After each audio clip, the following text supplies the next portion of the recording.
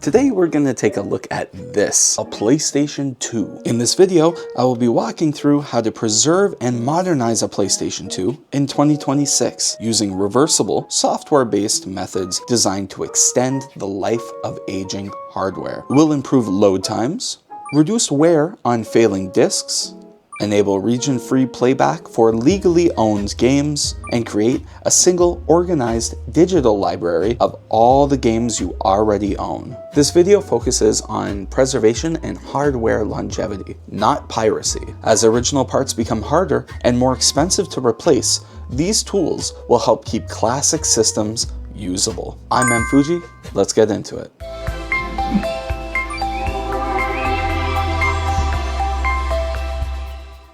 The PlayStation 2 represents some of the finest gaming achievements in my lifetime.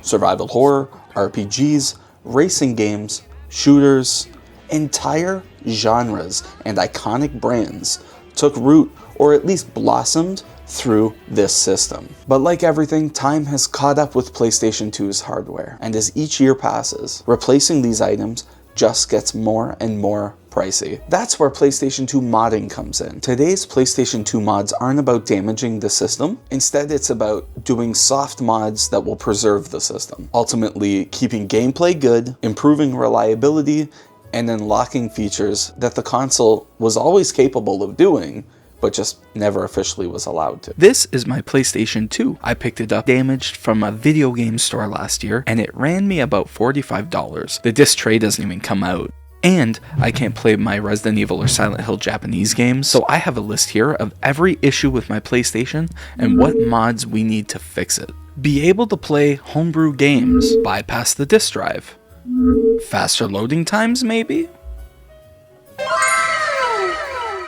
If you have a PlayStation Fat model, the mod number 3 is what you're going to want to stick around for, but 1 and 2 will work for both devices. The first mod we are going to do is a soft jailbreak, which allows a plug and play option for those who aren't super hands-on with soldering or anything like that. Like me, I can't do that kind of stuff. Now, I bought this off Amazon, and it's a pretty neat device. What is it? Well, it's the free McBoot memory card. Sometimes, when shopping for it, it will show up as FMCB or free McBoot. But before buying this, by the way, just make sure that your PlayStation is compatible with it. I think only the 90,000s are not compatible, but there should be a compatibility chart on the free McBoot website. Once you get a free McBoot card, you simply plug it into an empty memory card slot you have on your PlayStation. Then turn the PlayStation 2 on. In this example, I have my games on a memory card in slot number 1, and I only use slot number 2 for the free McBoot card, so that way I don't corrupt any game files. This may look somewhat familiar, but instead of seeing your standard PlayStation 2 home screen, you are greeted with the free McBoot home screen. You'll notice there are a ton of options. A lot of these are outside of what we're looking for today. Realistically, what we need is OPL. This is the Open PlayStation Loader. This is so that way you can open up backups of games you legally own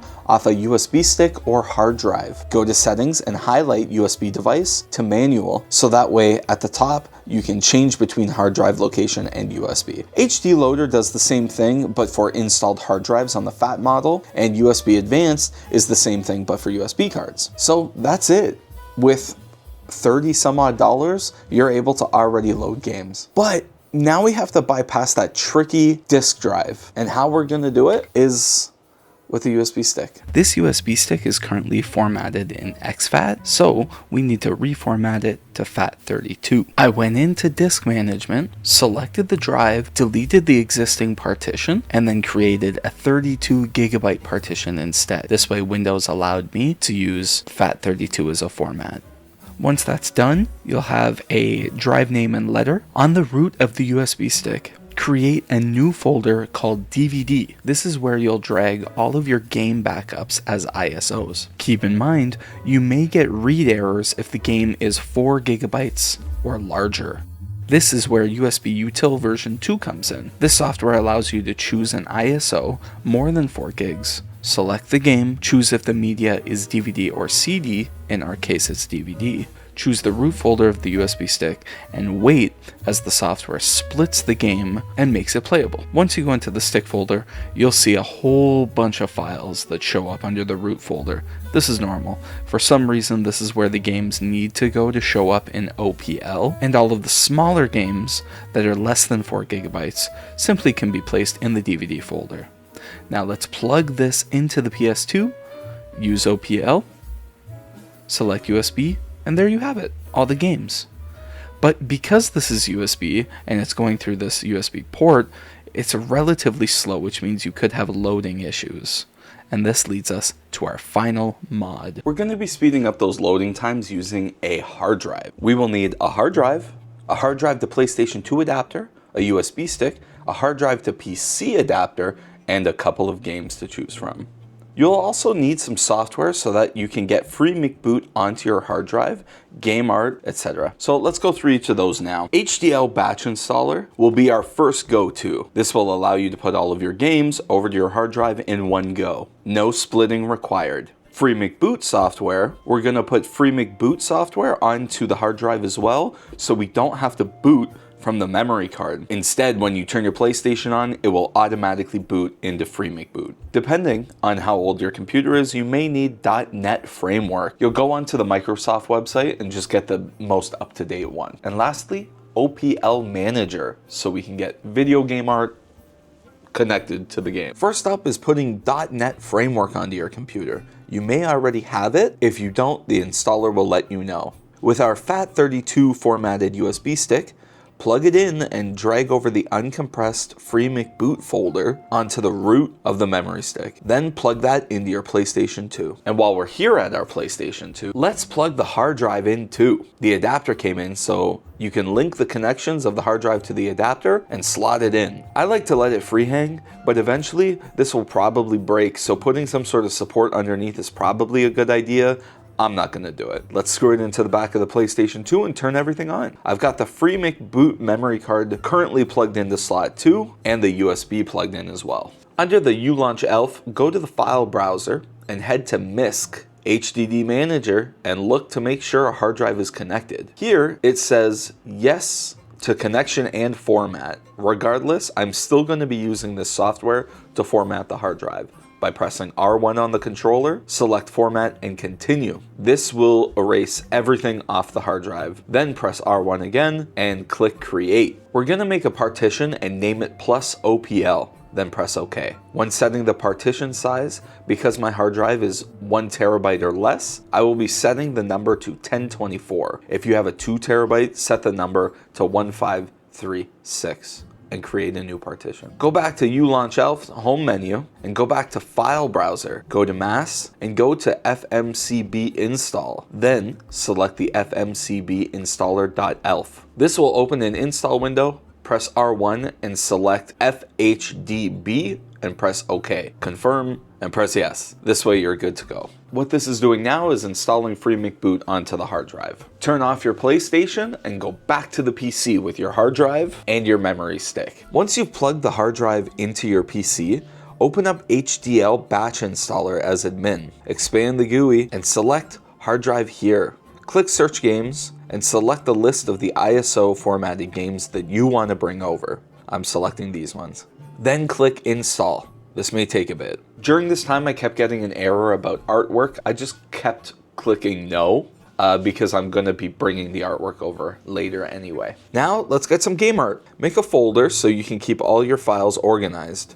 The tutorial that I followed suggested naming it OPL. Now, open OPL Manager.exe as admin and select your language. I will be leaving everything default, but click Browse and choose the folder that you made earlier called OPL. This will lead the software to that folder and export everything that it finds into there. If an error pops up, just click OK and yes to create folders. Close out of OPL Manager and go to your OPL folder, dragging your games into the DVD folder. Open OPL Manager again, and the 3 games should pop up. Depending on their naming convention, they may show up as invalid files. That's normal. Head to the Invalids File tab, click on one game at a time, and press Get Title from DB. Once this is done, press Try Update File Name. and press yes. It should work. Simply do this for all the games there. Once they're out of the invalid tab, you can batch click actions at the top and press art download. Check all the artworks and press start. This will download all of the art for all of your games all at once. Now you're done like dinner. Plug your USB and drag that art folder from OPL folder onto the root of the USB stick.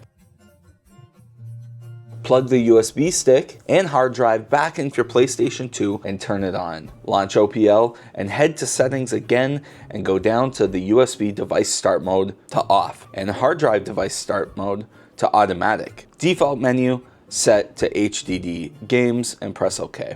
The purpose for this is that way every time you turn on or open OPL Manager, it's not going to search all over the place. It will just go to your hard drives first and then give you a list of games. Also in this menu, you want to hit display settings and select display cover art and info page. Make sure they're both set to on, press OK, and now save changes. And that's it. You can power off your PlayStation 2 and power it back on again. Go to ULaunch ELF, File Browser, and go to the mass storage. Select art and press R1 to copy the entire folder. Then go to the HDD0 folder and go to the plus OPL folder. Pressing R1, select the option to paste. You'll get an error saying this will overwrite the folder.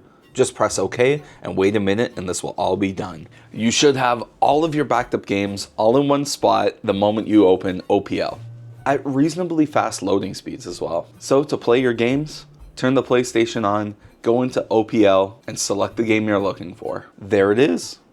I'm gonna go play this game, so enjoy the outro. Thanks everybody for sticking around until the end, and I have one more mod that you could do, and I'll link it up here somewhere. Watch that. So it's for the PS1 and PS2, so that way you can use modern controllers on it wirelessly. Aside from that, if you want an even more in-depth tutorial, these two videos are like 10 out of 10 would follow. These people would figure out how to do whatever they're doing. But everybody, I've been your host, Fuji. Stay tuned, stay subscribed, and I'll see you next time.